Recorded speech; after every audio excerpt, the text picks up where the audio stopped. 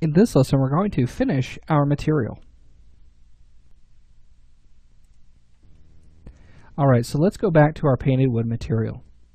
Now you'll notice that what we built in the last lesson was a wood material using this texture, but then we started attaching and multiplying and bringing together these different nodes to create a different effect.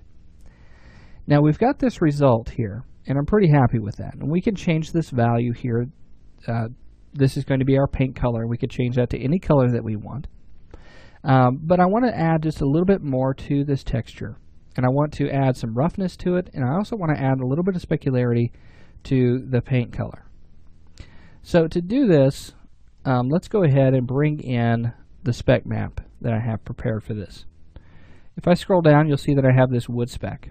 It's kind of a dark color, and we want our wood to be very dark. We don't want it to have a whole lot of shiny speck on it. We only want that on the paint.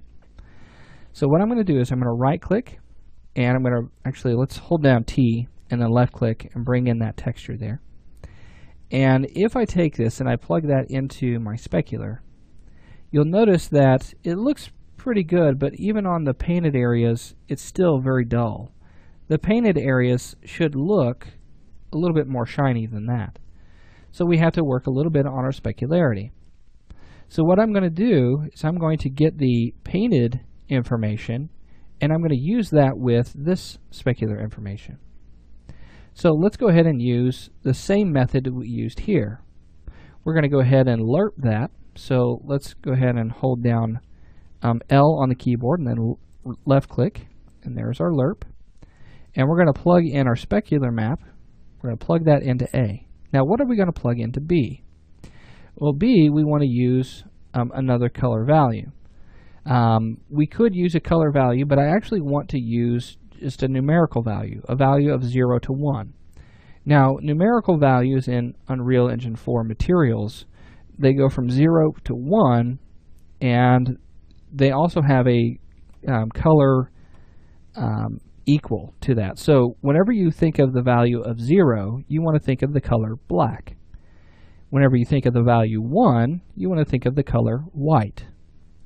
Now anything in between 0 and 1 is going to be a different value of gray.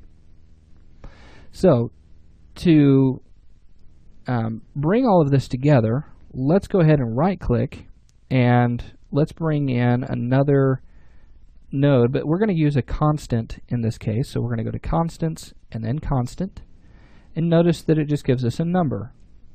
If we left click on that, you can see that 0 is the default value. But you'll also notice that we have these details that we can change that value. Now this is going to be the default value of the object. So I can set this to 1 and hit enter. And then we'll plug that into B. Now what you'll notice here is that nothing is showing up on our material. The reason for that is we need to take the output of this and plug that into our specular.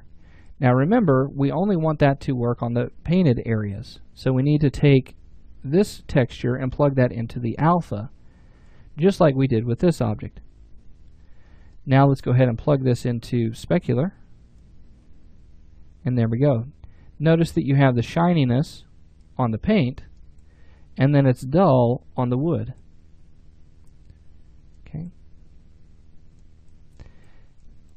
Very good. Now, we can come in and we can start to make adjustments to that value. So if I take that and I say, let's do 0.4, notice the specularity will change on that. Okay. All right, now that has been plugged in. Let's get our roughness through our normal map. This can be done by going to your content browser and choosing the wood normal texture. Go back into your material, hold down T, left click, drop that as a texture sample, and let's drag that into our normal property. Now with that, we've got this roughness, and that's looking much better. Now what I want to do is I want to make sure that this material can actually be instanced. Now you might be wondering, what is instance? What does that mean? There may be cases where I don't want a painted wood to be this white paint. Let's say that we want it to be a green paint or blue or even red, okay, whatever color you like. What I can do is I can create parameters on a material, and then I can expose those and have the ability to make instanced materials. So to do that, we need to create some parameters inside of our material. And this is very easy to do. First thing is I want to be able to change this color from an instance material.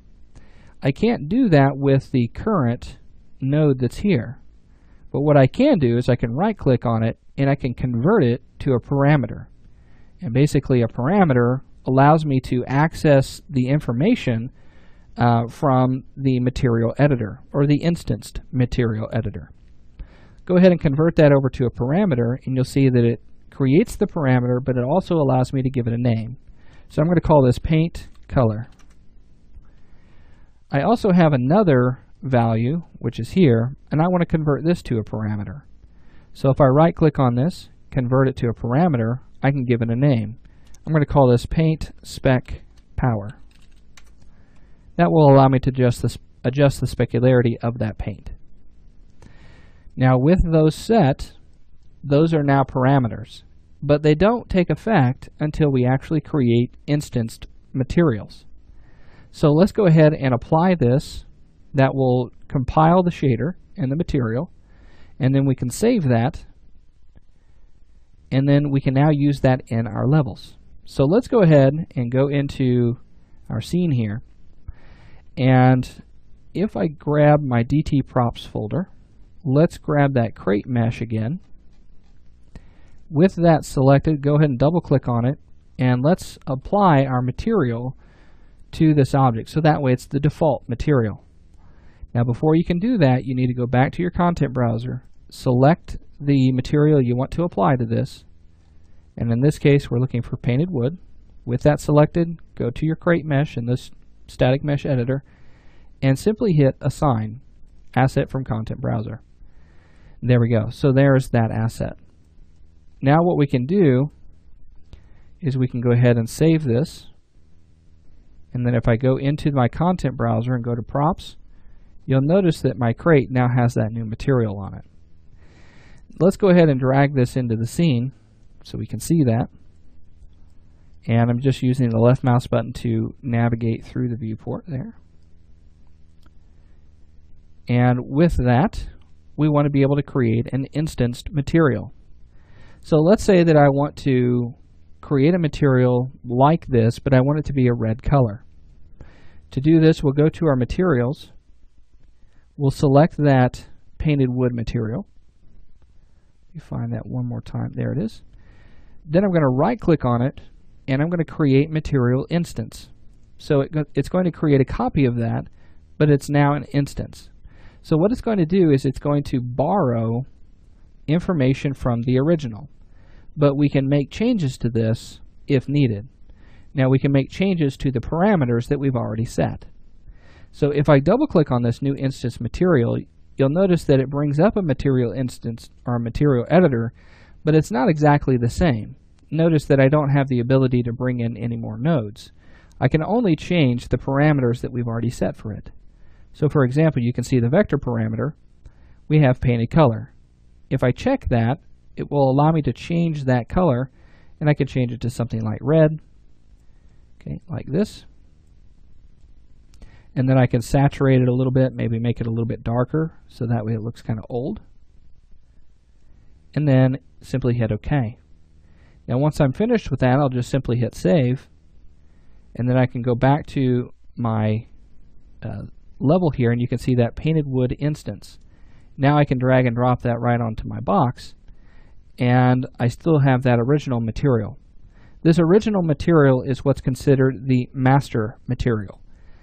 All instances will refer to the master material and will get most of their information from that, aside from any of the parameters that we've set inside of that master material. So now that we've learned how to create materials and then how to create parameters on materials to make material instances, now we want to move on into our next lesson, where we're going to talk about how to take these assets that we've created and we've populated inside of our content browser, and we're going to bring those into our world. We're going to learn how to manipulate them.